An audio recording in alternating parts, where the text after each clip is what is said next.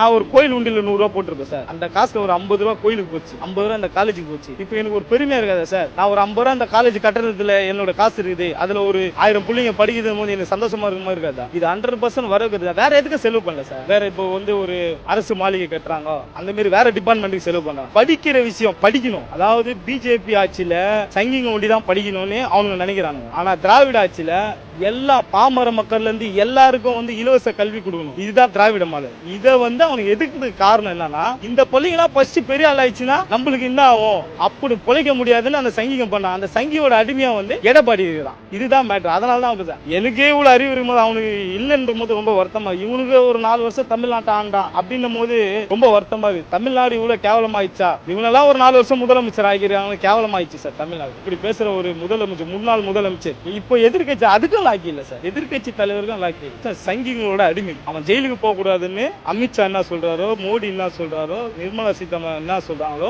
அதை வச்சுதான் அவன் பண்றான். அங்க இருந்து வாட்ஸ்அப்ல மெசேஜ் வரும் போல, அதை வச்சு எதனா ஒரு பேட்டி கொடுத்துருவான் சார். இப்போ கூட எல்முருகனும் நயனா நாகேந்திரன் வச்சுதான் பிரச்சாரத்தை ஸ்டார்ட் பண்ணான் அந்த எடப்பாடி.